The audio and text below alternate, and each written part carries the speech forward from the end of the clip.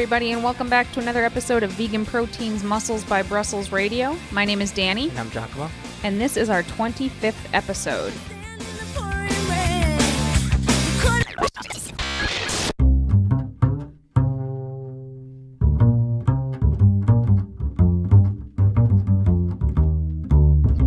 Pretty sure that this episode is going to come out on time. Don't hold your breath. Kinda, sorta. As of this recording, we are scheduled to get this out on time, but that editing process takes forever. Yeah, I mean, it's the 11th right now, so I guess we'll see when it drops. So what have you been up to, Giacomo? Yesterday, I signed up finally for my first meet ever, something I have been wanting to do and have been working towards for, I want to say, almost a year. Powerlifting meet, you mean? Yes. So it's real now. It's about 10 weeks away. I want to say for the past 3 or so months, I've pretty much dedicated my training towards powerlifting, not neglecting my accessory work and still keeping bodybuilding as my primary focus. However, right now, I just want to get as strong as possible. That's also a big focus of mine. Yeah, he has been working really hard at powerlifting specifically, which is a huge shift from what he was doing before.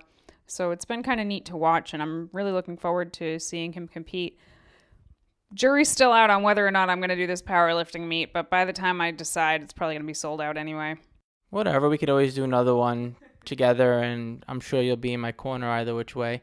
Tomorrow's mock meet for me, so I'm going to go through meet day as if it was happening, and that should be eye-opening for me and help me get into the mental game and get used to it. So anyway, that's pretty much what I've been working with. And also, this is pretty exciting. For the past, I want to say 3, maybe even 4 days, I've been meditating daily. Not something that I wanted to do or was even necessarily interested in. Danny's been doing it for, I want to say, 9 months, which is about how long it takes of her insisting that I do something to actually do it. Real talk. But anyway, yeah. And I mean, I guess I did it for her initially, but even after only 4 days, I've noticed quite a difference. Not knowing what to expect, but just going through the motions. It basically, I feel like I've been creating this personal headspace that is just quiet because I'm taking 20 minutes out of my day to, call it meditating because that's what I'm doing. Basically, because I'm taking 20 minutes a day to myself to do nothing, and then during the day when it gets really stressful, as it often tends to, I revisit this quiet space and I'm able to get through the day and stressful situations without being as worked up about them and being more focused. So I'm going to continue doing this. I'm pretty thankful for it, actually. Yeah, I love it. I actually got into meditating in June. My grandmother, whom I was very, very, very close to, passed away in June, and I was having a really hard time dealing with it.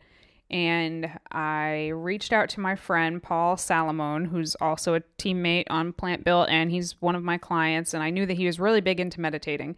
And I asked him, like, hey, I think maybe this could help me. Like, do you have any tips? And he pointed me in the right direction. And he really helped me through the first couple weeks of it. And I've done it almost every single day since. I have missed a few days here and there, but I've done it almost every day since. And it is life-changing. There's no other way to put it. It's life-changing. It's, I'm not like a hippie, hokey, earthy, crunchy, out there, whatever. Just like, even just scientifically speaking, there's a lot of data to back up meditation and how beneficial it can be for all sorts of things. But personally, I found it to be absolutely awesome. I've recommended it to like a bajillion clients. So yeah, if you haven't tried it before, give it a shot. I did not go into this with an open mind. The only thing I went into this with was... This'll shut Danny up. Okay, if you want to say... maybe. I went into it with the intention of I'm going to do this because it's something that she wanted to do together. But it's probably not going to do anything. But even after the first session, and definitely by the second session, I was like, I can just felt something changing for the better internally. And I was like, this might be a good thing. What about you? What have you been up to? I've been, my training's been going pretty well, getting stronger. My nutrition is back where I want it to be. Everything's back on track, still adding calories. Slowly, I'm back up to like 2250 calories a day, and I'm maintaining my weight, but I'm still getting stronger. So that's really cool. When I say I'm maintaining my weight, let me be clear. I am not maintaining my stage weight. I am maintaining like my off-season weight, which is it hovers around 140. So 140 to 145, somewhere in there. That's what I'm maintaining now. And hopefully, that number of calories is just going to keep going up and up and up because that's my favorite. But outside of that, I have just been working. And by working, I mean working with my clients and my coaching site. That's what I've been doing. That's all that's been on my brain for the past month and a half or so. I mean, it always takes up a large part of my brain, but that is like 90% of my brain lately. Giacomo's been working sort of under me, sort of shadowing me for the last month or so. And that's been really, really neat because coaching the way that I do it online, it's kind of like a lonely profession, I suppose. There's, you can't go like get a drink with your coworkers later and chat about the day. It doesn't work like that. And it's kind of a unique enough job. So when you talk to people about it, they don't understand what the hell you're talking about. I can't even tell you the number of times I've had to answer like, wait, but how do you like coach people if you're like not there with them? How does that work? So, kind of nobody really understands what it is that I do. So having Giacomo shadow me has been neat because now someone kind of does. Exactly. I've been enjoying this. I've been wanting to do this with you for a while. I just haven't been ready for it. And it's been pretty rewarding, I think, for the both of us to be able to help as many people as we can one-on-one. With that comes a lot of work. You know what, though? I want to say, and it's hard for me to say because Danny's been the one doing this all the while on her own, but I feel like a large element of coaching is knowing your client and not just prescribing them nutrition and training and just saying, follow this. And being able to be a people person requires thought. And I think sometimes thinking to yourself can be challenging, and it helps to bounce ideas back and forth. Yeah, it can be. I don't think you necessarily have to be a people person to be a coach because I wouldn't call myself a people person. Just understand people. But I'm a really good people reader. I read people really well. I can empathize with people a lot. And I think that's really, really important as a coach because, you got this geek side of your brain, right? That's, what got me into this in the first place is the geek side of my brain, which wants to look at a body. I want to look at a body and I want to manipulate it the way the person wants and get them that result. That is the geek side of my brain. That's what I live to see those results, whether it's, a physical change or hitting a PR in the gym. Whatever the goal is, I want to make it happen. You can't just look at a client like a body. They're not just a science experiment, like they're an actual human being. And I think that that's very, very important to be able to also understand and to be able to join those two things together where you can make the results happen, but also respect someone's autonomy as a human being and understand that it is not a perfect science by any stretch because life happens and you got to be able to help people through that sometimes. Or better yet, to get them to understand and to embrace their body's process and to not force things that shouldn't be, So something else that I'm seeing while I'm observing your coaching style is basically that the best type of plan that you right for somebody is going to be the one that they follow. Doesn't matter how perfect the nutrition is for their physiological needs. Doesn't matter how perfect the training is. Yeah, totally. I think that is like the biggest takeaway point that there is because you can draw out the most scientifically perfect nutrition plan and training plan for somebody on paper, but if it's not something that they can adhere to, it is absolutely worthless. So while some people are able to comply with, the perfect, and I say that with quotes, the perfect nutrition plan and the perfect training plan, a lot of people can't. Life just does not allow for that. So you have to find something that's going to work for them and still get them results, even if the results are not most optimal results possible. Results are results. Even if I'd rather see someone get their results a little bit slower and be able to maintain them than hack their life down into pieces so that they can do this crazy diet and training regimen, get their goal quickly, and then what?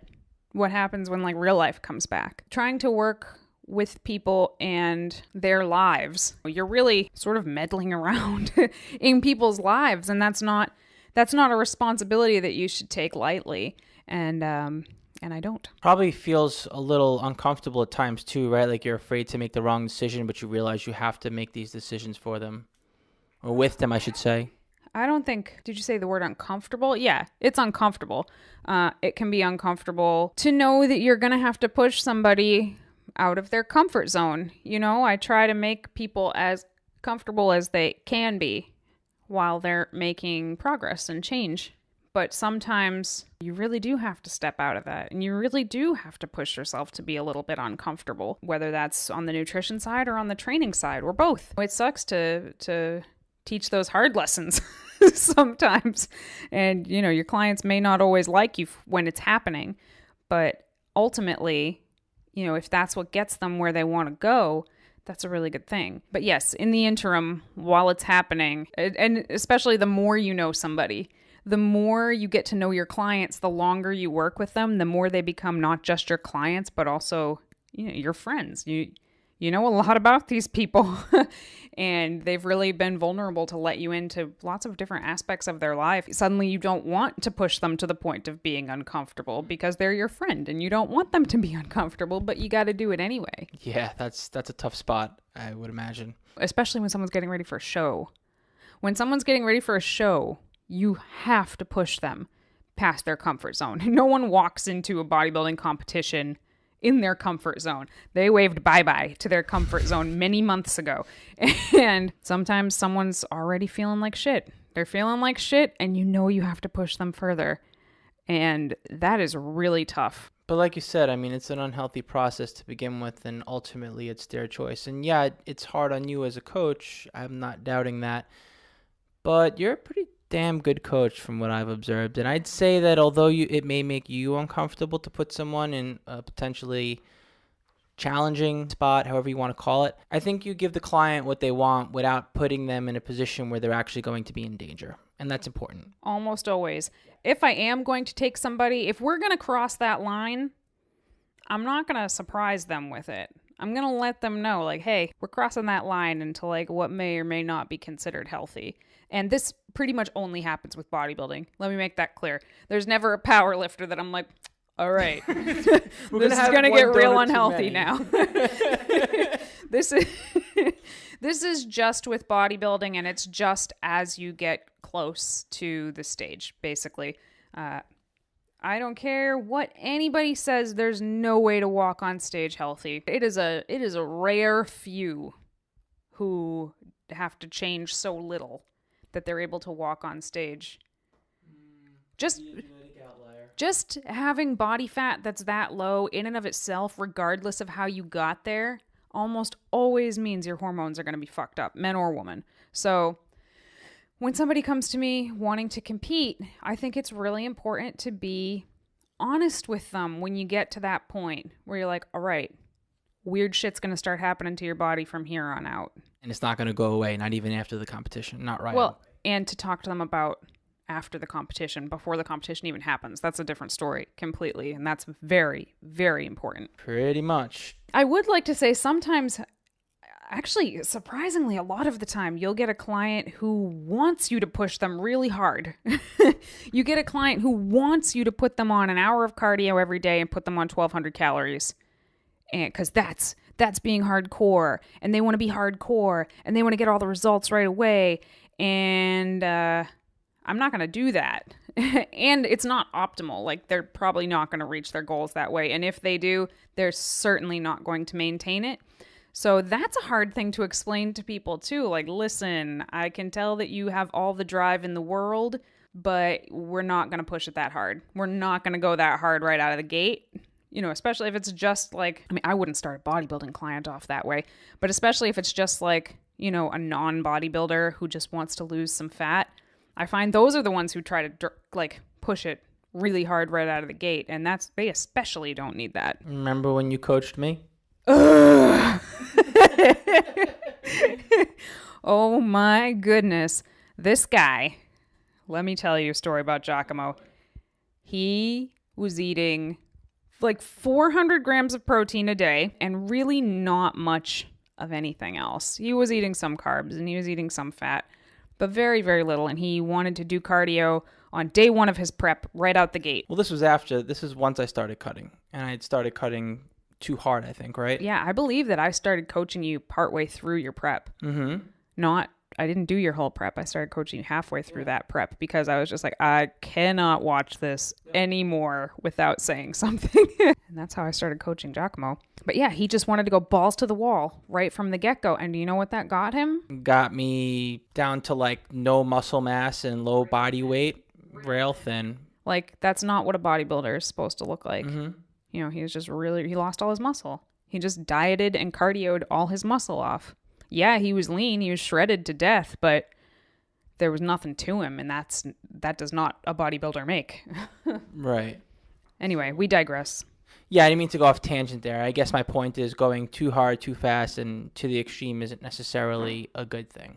So while, yes, sometimes you do have to push people harder than you maybe want to, sometimes you got to rein people in a little bit too. Yeah, so you got some people that you have to pull the reins back on a little bit because they're just too aggressive. And then you have other people who it's like you need to push them, but you don't want to get to that point where it's like you're literally poking at them with the stick saying, do this, do this. Yeah, sometimes you will hit a wall with people where I have pushed them as far as I am willing to push them and progress just isn't happening. And to me, that means we're done. This almost exclusively happens with fat loss clients. You push them and you push them and you push them, and eventually you get to a point where it's like, no, I don't really want to drop your calories anymore, and I don't really want to give you any more cardio. Like, I don't feel comfortable giving you more than this or taking away more food than this, but you're no longer making progress here. We're done. It's time to move in the other direction and start, focusing on building more muscle. And then maybe once we've built an amount that we're comfortable with, we can revisit that fat loss again. Once we get your metabolism boosted back up to where it ought to be. Yeah, basically. And I mean, inevitably, I think the end goal is to outgrow your coach at some point, Yeah, totally. I mean, how do you... I mean, I guess that's not really something you say to somebody, but... Not in those words exactly, but I think I'm pretty open with the fact that I don't want people to be reliant on a meal plan forever. It's a little bit controversial. Do you write meal plans for people or not? And I do. Actually, I do write meal plans for people. And most people come to me for meal plans. Now, the thing about writing meal plans that is controversial is that a huge number of coaches who do write meal plans are handing every woman the same meal plan and every man the same meal plan and calling it specialized meal planning. 4 pieces of asparagus, 2 cups of rice, tablespoon of olive oil, 2 protein shakes. That's the stupidest meal plan I've ever heard. But anyway, when I'm writing somebody a meal plan, it really is specialized to that person, not just the caloric and macronutrient intake, but also in that huge questionnaire I send people in the beginning, they tell me the foods they like, the foods that they're already eating and enjoying, foods that they don't like, what their schedule looks like, what time they're most comfortable eating, what time of day do they work out, and the meal plan is built around that. Now, ultimately, it still comes down to eating pretty much the same things every day until we switch it up, but it is definitely tailored to them and things that they like. And, varied. There's a lot of different stuff in it, so I make sure they're getting plenty of nutrients. The controversy comes with eating the same thing every day beyond just handing out cookie cutter meal plans. And I do understand that. But the idea when I take somebody on is not to have them eat the same thing every day for the rest of their life. It is helping them learn how to properly fuel their body in a way that gets them both physical results and results in the gym. And over time, as we make subtle changes, they can feel what each change does to them. And it really helps people to learn what works for their body and what doesn't work for their body. It's kind of like how a doctor would tell you to do an elimination diet. Not that I've ever suggested somebody do an elimination diet, but when a doctor's trying to find out if you have an allergy, they have you cut everything out that you could possibly be allergic to for several weeks. And then they have you add things back in one by one. And because you haven't had these things in so long, once you add them back in, you can tell right away, in theory, if you have an allergy or a sensitivity to this food. And it's kind of like that with the meal plans and how they change and the tweaks that are made because you've been so consistently eating similarly every day. Every little change is an opportunity for the client to learn something about their bodies. And also, the structure of a meal plan can be very, very good for somebody who has no idea how to optimally fuel themselves.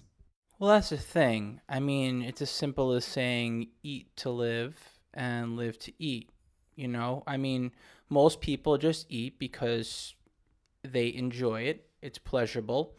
And they feel like, well, if I just eat these clean types of foods, or if I feel like I'm eating a certain amount, I'm going to be properly fueling myself without regard for portion sizes, meal timing, there's just so many ways to develop a closer relationship with food in regards to how it can fuel your body. And like Danny said, a lot of that is psychological. It's understanding. And there is some inherent value to following a meal plan. It's even about the preparation. You know, it's putting you into the right mindset. I'm going to do my grocery shopping on this day. I'm going to prepare my meals consistently. I'm going to eat them consistently, and I'm going to be aware of what's actually on my plate because I'm doing the same thing repeatedly. But I mean, there's a way to evolve from this. I mean, we're all about macro counting, correct?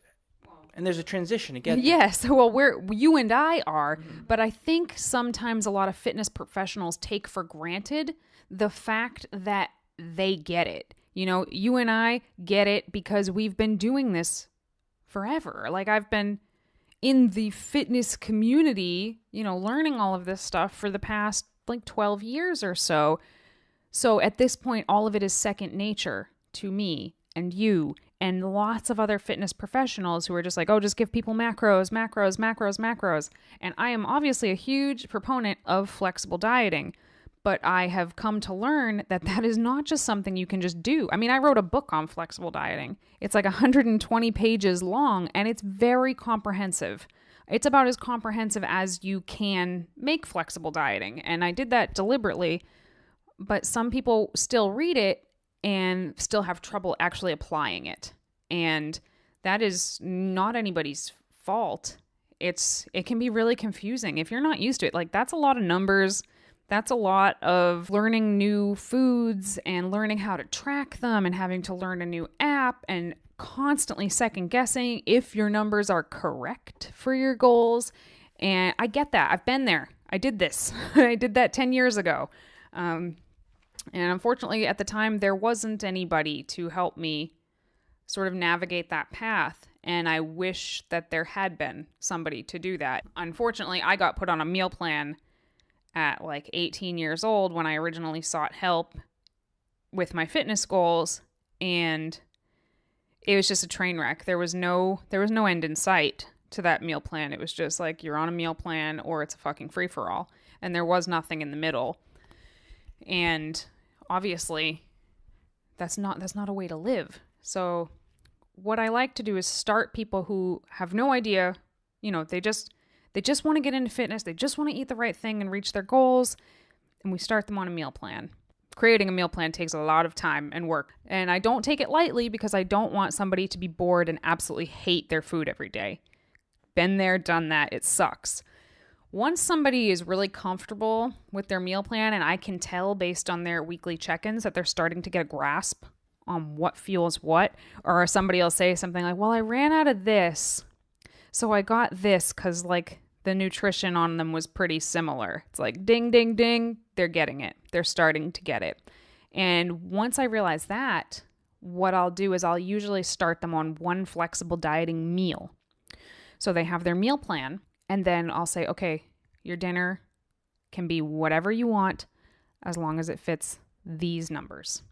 And creating one meal that fits your macros is so much less intimidating than trying to navigate your way through a whole day of, say, 3 meals and like 2 snacks.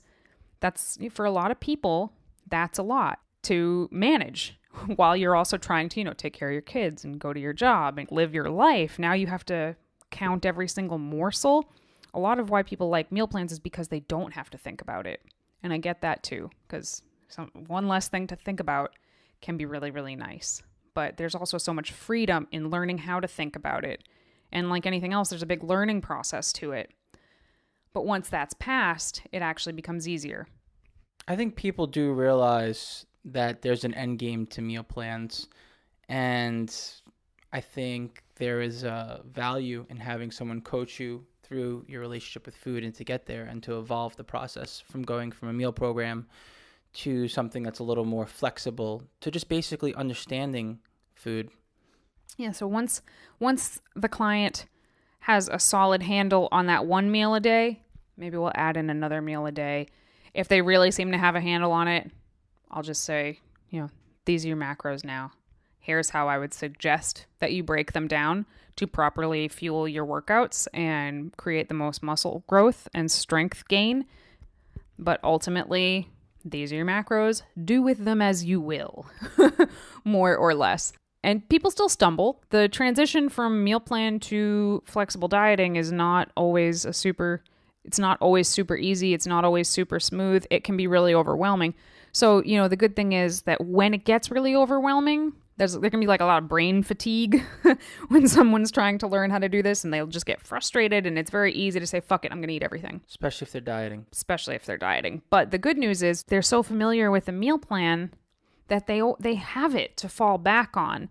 If they're having a day that they feel really, really frustrated and they don't want to count, they can just recall in their mind, well, this was my lunch for a long time. This is what like a normal portioned lunch should look like for these goals. And, it's all about creating the independence for them. And again, what works within their life at that time. And the more tools you have, the more situations you're going to be able to handle and work through. Yeah, like the last episode where we just talked about eating out, for example, which can still be incredibly challenging for anyone. That's one of the toughest things, is eating out. But you get there, and it's worth the work. I'd say that the journey is life-changing. Something else that I've been noticing is that, there's that obvious, the second someone decides they're going to commit to a fitness program and transforming themselves, they expect an immediate transformation and nothing less. So how do you keep someone, as far as I can tell, with the way that I've been analyzing the way I want to look and the way that I actually look after I train, it's like the way that I envision myself looking in 1 year is usually the way that I'm going to look in 5 years' time. And if I'm thinking that way and I feel like I have a pretty good grasp on this, imagine the person who is just starting upon or revisiting the fitness journey that they have not gone down as far as they wanted to yet. Like, how do you keep somebody engaged in big picture? That is actually very, very challenging. It's a rude awakening for a lot of people, what they think they're going to accomplish inside of, say, 3 months and what is actually possible inside of 3 months.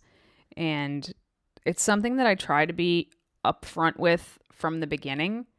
If they come to me and their goal is something that I can see is, not unattainable, but certainly unattainable in the time frame that they're expecting it to be. And I will just have to tell them, like, this probably isn't going to happen in this amount of time. It's going to take a lot longer than that. But the good news is that when it takes a lot longer than that, you're going to be able to hang on to those results a lot more than if we, put you through the ringer to make this happen. And some of the goals people want are so outlandish that there is no possible way, healthy or unhealthy, like there just is no possible way to make these goals happen. And sometimes you just have to sort of explain that to people. And a lot of this is perpetuated by the media and magazines and blog articles and get a 6-pack in 12 weeks and build your booty up in 30 minutes a day and things like that make people believe that these sort of things are possible. And of course, the number of athletes who are enhanced by drugs who are not telling anybody that they're enhanced also create this idea that you can do a certain thing in a certain time frame that most people probably aren't going to be able to do. At first, people are disappointed to hear that, it's going to take a lot longer than they think it's going to take. But overall, as long as you keep focusing on the small progress made every week, and as a coach, making sure to point out what the progress is every week, that is so important, because people cannot see the progress they're making week to week. And that is not people as in my clients, that is human beings, present company included, cannot see the progress that they're making from week to week. And as a client, that can be really frustrating. And I get that. When somebody, me, says, send me pictures and measurements of yourself every single week. And it seems like every single week they're sending me identical pictures and the same numbers. It can be very frustrating for them. And they're, why am I not making progress? And it's my job to show them the progress that they're making and remind them, because motivation is such a huge component to someone's success or failure as far as fitness goals go. And becoming demotivated is like one of the worst things that can happen to you. And motivation is not something that it can just be plucked out of thin air. It is very difficult to create. And once you lose the momentum of it, it's hard to get it back. So by pointing out the small progresses they're making, let's say someone loses a 1/4 inch in their navel measurement that week. To the client, that seems like they've made no progress. But in actuality, losing a 1/4 of an inch in a week, that's great. That's really good. You know what I mean? It's important to make them understand that, because people have such unrealistic ideas of what is possible in a certain time frame that, the magazine that says lose 6 inches on your butt in 3 weeks. And then when they're losing a 1/4 of an inch on their butt in a week, they're like, well, I failed. But you're not failing. That is the progress that you need to be making. That is the progress that is sustainable. Or having that outside eye, because, even as ourselves being physique enthusiasts, that we're able to look at any body objectively and pretty much see the progress over time through check-in pictures. When it comes to ourselves, I'm not going to speak for you, but my wheels can spin when I look at my pictures and I still can't see it. Oh, yeah. And you don't have to speak for me. You've seen me do it myself. Pull up a picture, my progress picture for the day, pull up my progress picture from 3 weeks ago and put them side by side and be like, what the fuck? You can't see anything. I look the same. And we just, human beings, you just can't look at yourself objectively the way somebody else can look at you. Also, it's nice to have a trained eye look at you, because if you don't know what you're looking for, you're probably not going to find it. It's sort of like when they put the side-by-side pictures and they say, find the 5 things that are different, and you have to go back and forth and figure out what's different between them. Like, if it didn't say find the 5 things that are different, you wouldn't even notice there was anything different about them. Yeah, and I guess you have to sort of trust the process, so to speak, and know that your coach isn't just feeding you something, that they're actually telling you like it is. Well, the other thing that I like to do is I like to be really real with my clients as far as how my fitness journey has gone and how my progress has gone. And, people can be embarrassed actually to send you their progress pictures, because it's not like a normal thing to take pictures of yourself in your underwear and send it to a stranger. So I understand why people are uncomfortable with that. And for the record, progress photos, possibly the least flattering photos that have ever existed of anybody. Sometimes I'll show my clients my off-season progress photos or my initial progress photos from years ago. They're identical. They're identical in style and, some of the body shapes and things like that to what some of my clients are sending me now.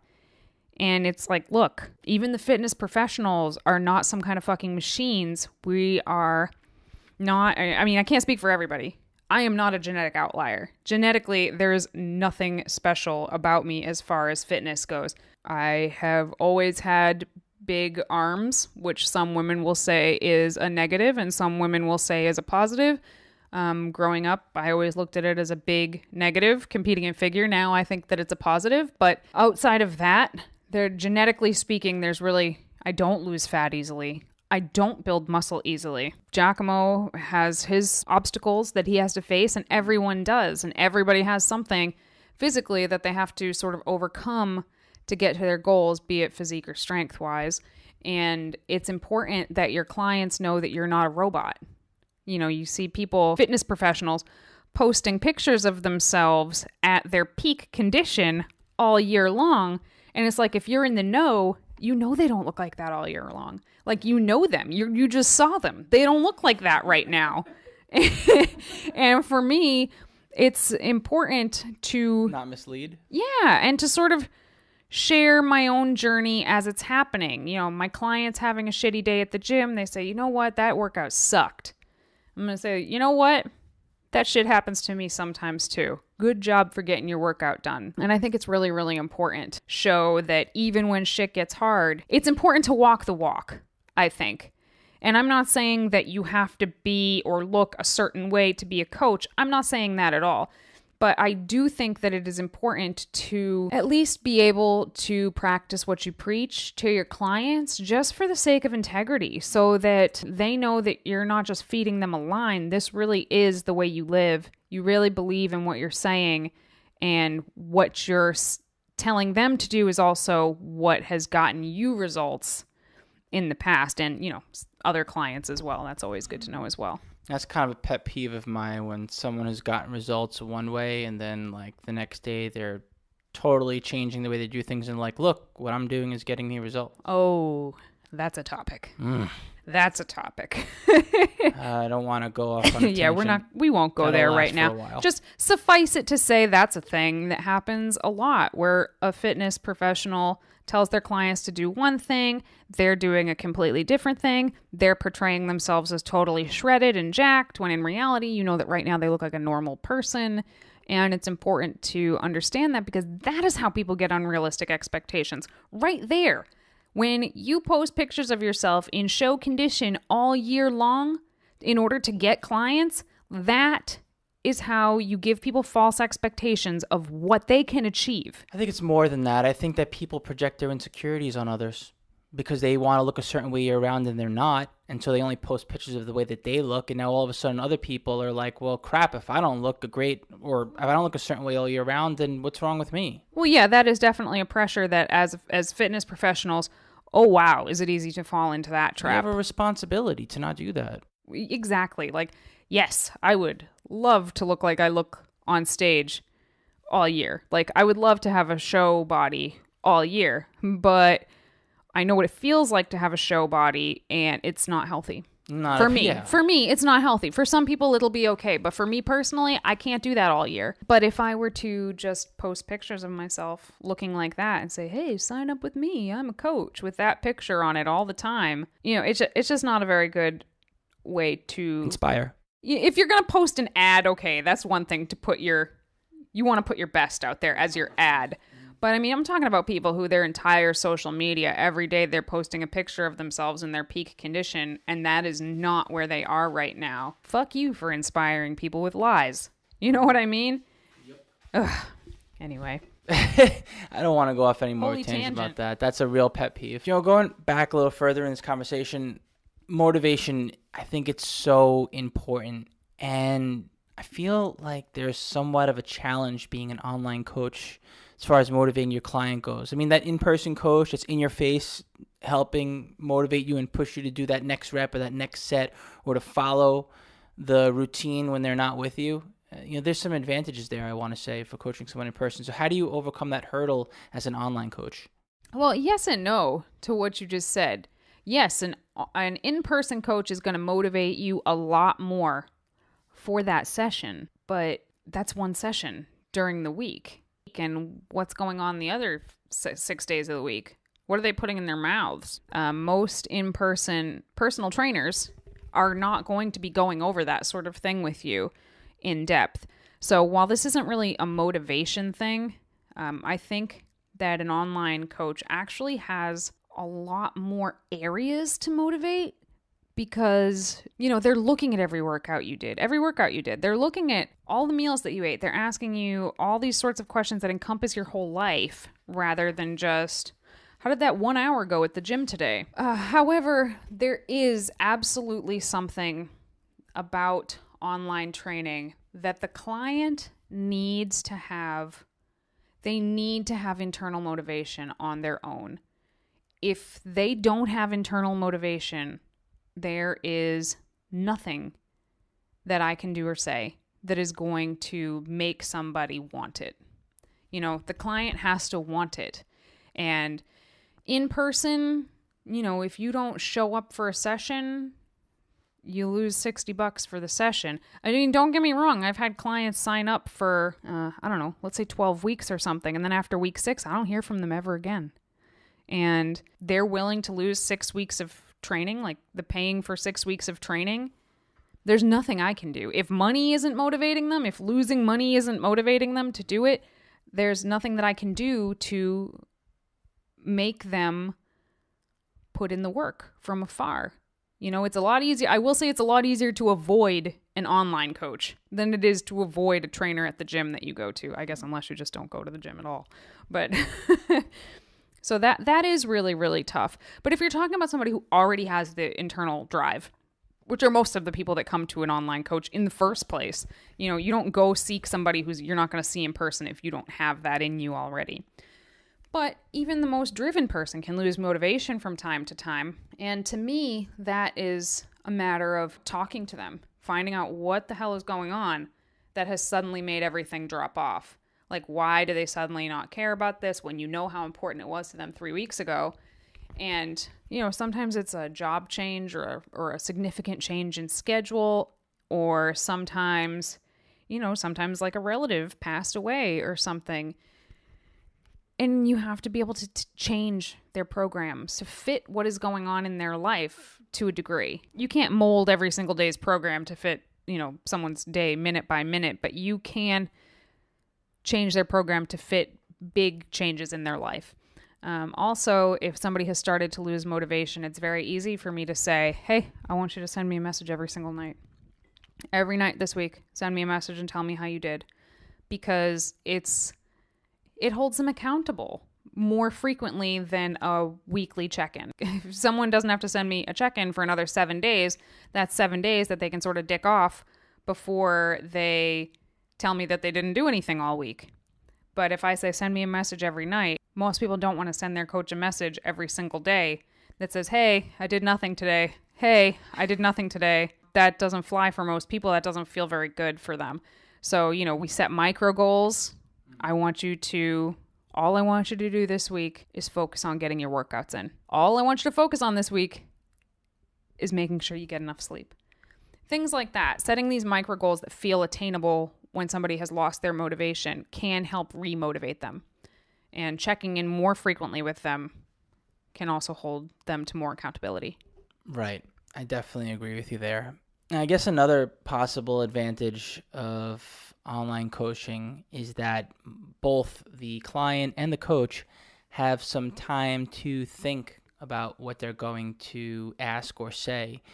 And you can definitely get more feedback from both ends that way. And that can obviously be critical to the success of somebody. That is true, because you don't have a person in your face saying, hey, this happened, what do I do? And you have to answer right away. Occasionally I'll get a check-in from somebody where, it's a challenging check-in. Maybe they hit a plateau. Maybe there was a huge change in their life. And I don't immediately say, well, we're going to do this. I don't like to knee-jerk reaction obstacles in training. I kind of like to sit with them for a little bit. So sometimes I'll read someone's check-in in the morning, and then I'll just kind of let it hang out in the back of my head for the entire day. And by the time nighttime rolls around, like, I have a plan for what I want to do with them. And to me, that works a lot better than having to just come up with something right on the spot. The other thing I think that is a commonality between people are that they feel like the more changes they make, the more progress they're going to make. And how do you get someone to realize basically that the longer they give their body a chance to adapt to the nutrition or the training protocol that they're doing, instead of overloading their body, the better results they're going to get. Because after all, they are paying for ongoing coaching, so they want to get as much as they can out of it and also stay motivated, I feel like that's a really challenging subject to broach with most, I would say a higher percentage of people than not. Yeah, totally. When people are paying you for ongoing coaching, they want their money's worth. Don't we all want our money's worth? So a lot of times they want changes to their meal plan or their workout program or their cardio every single week. Just because They think that's what they think that's the best way. If someone has a fat loss goal and they're making great progress week to week, I'm not going to cut their food. I want them to hey, I want people to be making progress on the most calories possible all the way through their dieting phase. Now, if someone hits a plateau, yes, it's time to make a change. But if someone is smooth sailing through their progress, there's no need to change it up. I strongly believe that people should stick to workout programs for at least 4 weeks. I mean, bare minimum 4 weeks before you start changing it up.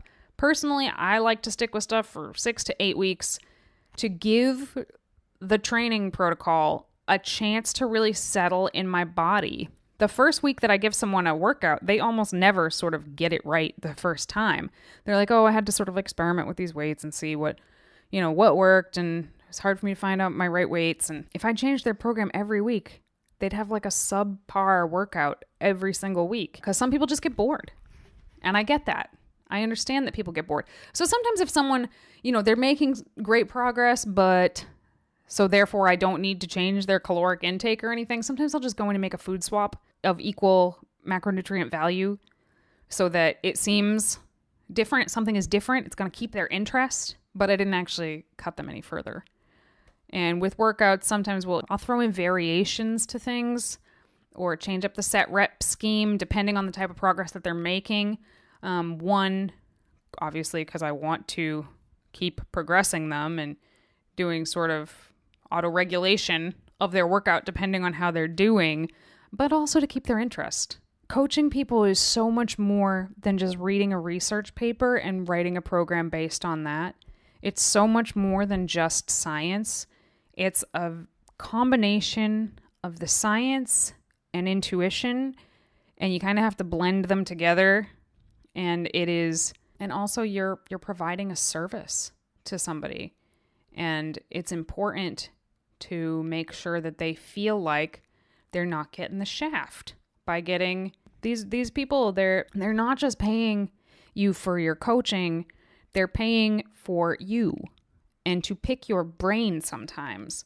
And I know that the coaches that I've hired in the past for myself, I've hired them for the same reason, not just so they'll coach me, but so I have a direct line to them and I can ask them questions that I have about training or nutrition. And that's kind of how I pick my coaches, is I want to be able to ask them things, and I think that they're going to be a good coach.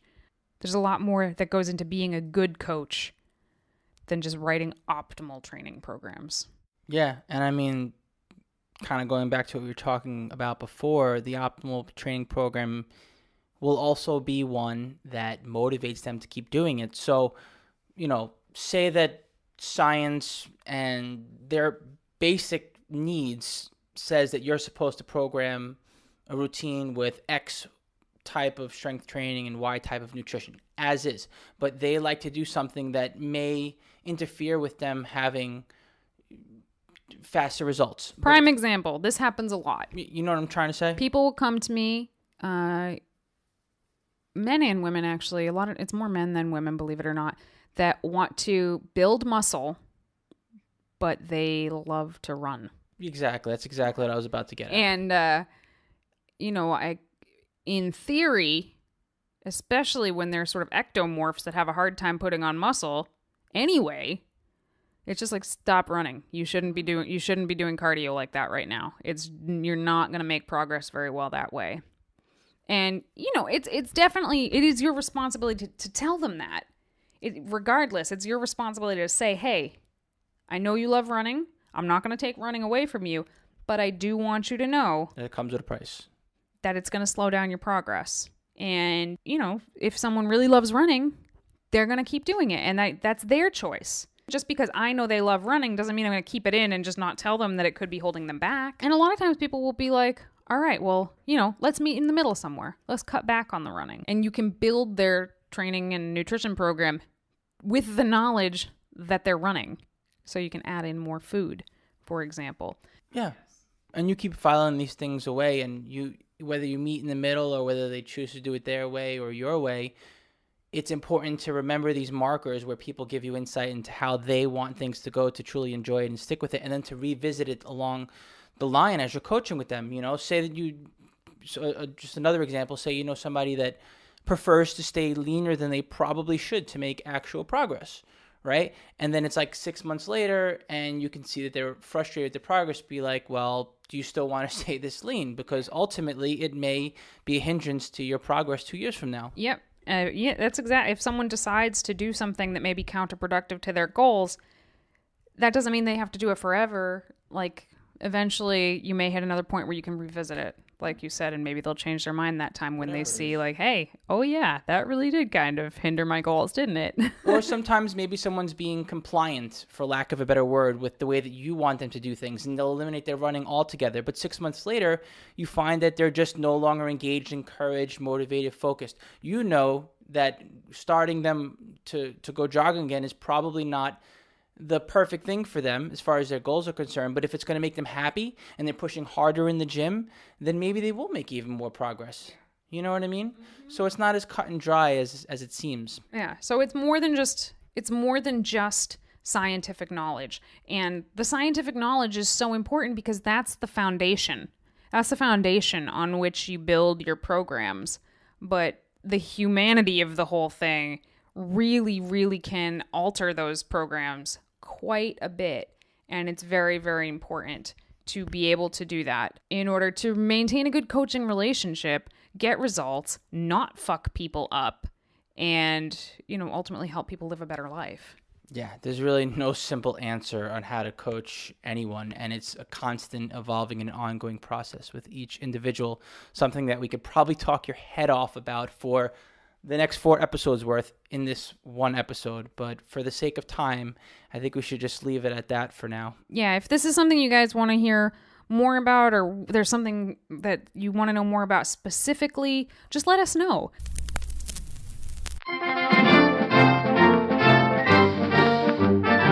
Moving on to our product review segment for today, we had a different idea in mind, but we started getting into the topic of meditating a little bit at the start of this episode, and had mentioned the Headspace app, which I'm a little newer to, so I can't speak too much on it. But I know, Danny, you've been using it for a while now, and you've had nothing but great things to say to me about it. Why don't you explain to our listeners a little more about what Headspace has done for you? So what Headspace is it's an app. It's available for free download on iPhones, and I'm assuming it's available on Androids as well, but I'm not 100% sure on that.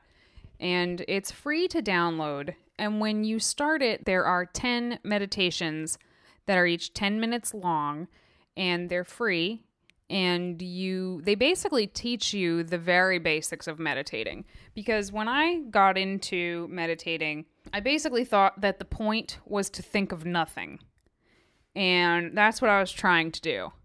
I was trying to think of nothing. That doesn't work. You can't think of nothing. You can't consciously try not to think. That is just not how our brains are wired. Try me. And the first 10 sessions on Headspace really taught you how to get into a meditative session and come out of a meditative session. And it's not like, you do it one time and suddenly you have a fucking out-of-body experience or something like that. But it teaches you the basics in these 10 free sessions. And then after that, you can sign up. So you can sign up, and it's $13 a month or $96 for the year. And I suggest trying it out for a month just to see if you like it. Because once you get past those first 10 sessions, there's 2 more packs. Basically, all of the meditations are broken down into packs, is what they call them. So they have different subject material that you're focusing on. And what this app does is it really does teach you how to meditate. And it's not just guided meditations like you can go on YouTube and look up guided meditations. It's nothing like that at all, because I had done that a million times before with no success whatsoever. So there's 3 levels called the Foundation Pack. And the first one is the 10-minute sessions. The second one is 10 15-minute sessions. And the third one is 10 20-minute sessions. And throughout those 3 packs, you really learn how to meditate. And, he does a really good job The guy's name is Andy. I should know his last name, but I don't. He's a British guy, and I love his voice. Some people say that his voice is annoying. I don't think it is at all. I think it's awesome. He does a great job not being, super out there or hippie or woo-woo. It's very practical, which I like.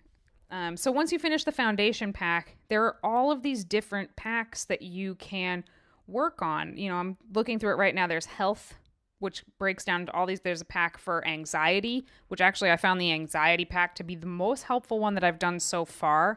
It was a 30-day pack, and it was just awesome. I can't say good enough things about it. Sleep, stress, self-esteem. There's ones on relationships, so appreciation, acceptance, generosity, performance, which is a good one also. There's 4 packs: creativity, focus, happiness, and balance. I know some of these, now that I'm saying them out loud, some of them sound really hokey, but they're not. They're really not hokey when you're doing it. There's also singles. So there's some that are kind of fun. They're like on-the-go meditations. So you can kind of learn how to do these different things and meditate at the same time, because meditation isn't just something that you have to like sit on a couch with your hands on your lap and do. It is, anything can become a meditative process. For a lot of us, going to the gym is a meditative process. I can't tell you the number of times a runner has told me that running is like their meditation. And, there's lots of different things that can be meditative. For me, walking is super meditative. And there are these meditations that you can do while you are running, cooking, commuting, eating, walking, cycling, sleeping, or rather to go to sleep. There are also these little tiny meditations called SOS, and they're like 3-minute meditations that you can do when you're feeling really like anxious or angry or sad or some shitty feeling that you just kind of need to get through. And those are really cool too. And once you've really got the hang of it, there are meditations that are just completely unguided also. It's amazing how I never thought I'd be able to get through an unguided meditation without like going crazy or falling asleep or something. But when you have the tools to know how to do it, it's possible to sit through it. And actually, I've found that the longer ones are like, the longer it is, the more beneficial it is. Who knew? So yeah, if you feel like you have a lot of like brain chatter going on, which I do constantly, just like like useless shit in my head all the time that I just, I don't want to like force it to go away, but I'd like to at least notice that it's going on so that I don't just buy into it constantly. And that's sort of what this helps you to do. It helps you sort of divide the thoughts in your brain from, what's important to what's just white noise. It's just called Headspace, one word. Can't speak highly enough about it. Check it out.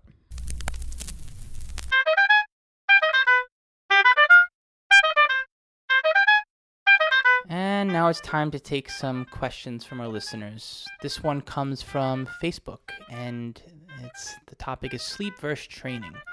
I'm wondering what people's thoughts are on this topic and wanted Danny to be able to share some insights in this case. My general thought is always do what you need to do regardless. However, last night my legs were dead, and I knew I had to get up early for a meeting in the morning. So I decided to move my cardio to the rest day of my training schedule instead. I imagine there are times when getting enough sleep is actually better than sticking it out, so long as you get your training in some form or another. Other thoughts on this? Interested to hear what other people do or what your philosophies are. So this was a question on Facebook, and I did actually answer it on Facebook, but I thought it was a good enough question that we should answer it on the podcast also. So I will sort of reiterate what I said on Facebook. First of all, I should be really upfront. I sacrifice sleep for no man. Like, I need my sleep. That's not a joke at all. I need 8 hours of sleep every single night, and honestly, I function best with a nap in the middle of the day for about 30 minutes. I know, I sound like a toddler. And sometimes if I don't have that nap, I kind of act like a toddler. So there's that. On the priority list, I think that sleeping comes only after water, but before food. I think sleeping is more important than food, and I think both of them are more important than training, personally. So I think that speaks volumes. Sleep, so many good things happen during sleep. just from a mental standpoint, all of our short-term memories are organized while we sleep, which is part of the reason why when you don't have enough sleep, you're just like a moron the next day. Like your thoughts have not been organized and categorized properly. But more specifically to fitness, when we're sleeping, our hormones are restored. Muscle protein synthesis is at an all-time high when we're sleeping. Human growth hormone also at the highest point while we're asleep. So it's very important to get sleep for those reasons. But also, sleep deficits can reduce glucose metabolism by 30 to 40%. So you are not digesting your carbohydrates properly when you're in a sleep deficit, and that can play a huge role in performance. Also, there was a study not too long ago where they put people in a sleep deficit for 4 days in a row, and then they tested their 1 rep max on bench, and on average it had dropped 20 pounds for each person, which that's a big drop. That's a really big drop for most people. And the other thing you were talking about on our walk yesterday with the perceived rate of physical exertion for the person who is sleeping well versus the person who's not was pretty intriguing to me. Sleep deficits can increase perceived exertion by up to 20%. And basically what that means is everything feels harder than it actually is. And the reason Jack and I were talking about this is we were remembering this time when we were on prep and we were going for a walk with my brother, who is not an athlete. And he was walking pretty quickly, but it was still just walking. And Giacomo and I could not keep up. We couldn't keep up. We were panting. We were like hunched over, just trying to keep up with him walking. He's not like an especially tall guy or anything like that. There was no reason for us not to be able to keep up walking other than we were just so depleted. And we were food depleted and sleep depleted at the time. So that's an example of how everything can feel harder than it actually is. And of course, sleep deficits increase cortisol, which wreaks havoc in every way. In every way. It wreaks havoc in your day-to-day life. It wreaks havoc in your fitness life. It is just awful. Yes, it serves a purpose, but as far as fitness goes, it blows. And lastly, your immunity. Your immune system tanks when you're sleep deprived. And for people who are working towards a fat loss goal, or in any sort of a caloric deficit at all, just by being in a caloric deficit, your immunity is dropped. It's lowered very quickly. And taking that and then being in a sleep deficit on top of that, your immunity just gets so much lower. And getting sick when you're working really hard towards a specific end goal can really throw a wrench in the works. So, and who likes to be sick? There's just so many reasons that people need to focus on sleep as a priority.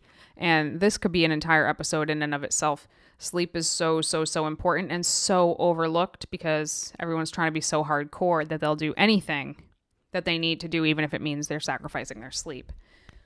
So on average, I say that people athletes especially, should be getting at least 8 hours of sleep a night. At least. Actually, I was poking around on the internet not too long ago, and I heard that LeBron James sleeps 14 hours a day. That's crazy. I don't even know what to say on that. 14 hours a day. My cat sleeps 14 hours a day. So... cat needs to be a pro basketball player if possible. But it's just, and if you look at the amount of sleep that high-performing athletes are getting, it is much higher than the average person who's not an athlete. So, I know that it can be hard to fit in extra sleep, but you got to do it. And if you can't fit in extra sleep, you damned well better make sure that the quality of the sleep you're getting. Do anything you can to improve the quality of your sleep. Blackout curtains. Get your phone out of the room. White noise is great. Wind down for a half an hour before? Wind down before you go to bed. Mm-hmm. Keep your socks on, but keep it kind of chilly. Steal the blankets from your wife. That's a good one. Anyway, so that's our little spiel on sleep. Get it? Okay, so the next question that I got actually came from a client of mine who I'll leave anonymous, But her question was very, very simple. And I think that it's a good question across the board that anybody could ask. And the question was, do I have the right body type to be a powerlifter? Yeah. And, I guess you could ask this question about just about any sport or activity. But to someone who asks me that question, I would ask them a question in return. Do you want to be a powerlifter? You should do what you want to do. I mean, everyone's going to have inherent advantages and disadvantages to just about any activity they want to do, but that shouldn't dictate whether or not you do it. I mean, yes, could you have some mechanical advantages with your basic bone structure to help you be a better powerlifter? Absolutely. I mean, there are going to be genetic outliers in every sport, but that doesn't mean that you shouldn't be able to play with the best. I mean, you'll get to a certain level where some people will just have a natural advantage, but I mean, you should work with what you have and build yourself up to be the best that you can, and there's just no reason not to do so. Well, also, I think it's important to note that there is no body type for a powerlifter. There is no body type for a powerlifter. So anybody can be a powerlifter. In general, short people tend to do better in powerlifting just because of the way they can build muscle and the fact that they have less distance to travel. So I'll say that. And strength to weight ratio. Yeah. Shorter people do have an advantage, but there can be different advantages and disadvantages to various lever lengths. Your femur length, your torso length, your arm length, and they can either help you or hurt you in different lifts. So let's say you have really long arms, which Giacomo pointed out earlier. Long arms help you in the deadlift because you have less to travel. But long arms will hurt you in the bench press because you have more to travel. So I don't really think that there's any one specific body type that could, help you or hurt you in powerlifting. Body type, as in ratios of size or anything like that. I mean, if you tuned into the Arnold at all, which probably most people didn't, but I'm sure you can watch the powerlifting meet online somewhere and right now. And men and women, go watch that shit. Those powerlifters that are like the top level lifters in the world, all different body types. It's one of my favorite things about powerlifting is that it is not prohibitive to certain body types. I mean, there were little skinny guys who you would not believe the type of weight that they were lifting. There were really, really overweight guys. And short, tall, thin, fat, muscular, not muscular looking. Just every type of body type, men and women, were just out there killing it. And I think that that's one of the things that makes powerlifting one of the coolest and most approachable sports in the strength field. Yeah, that's a good way to look at it. So the short answer, fuck yes, you have the body type to be a powerlifter. And that concludes another episode of VeganProteins Muscles by Russell Radio. Please stay in touch with us. You can catch us at VeganProteins on Twitter, Instagram, Facebook, wherever on the social medias. And when you get a chance, or if you can, do leave us a review on iTunes or wherever you're tuning in, as it does help us reach more people. Once again, my name is Giacomo. And I'm Jamie.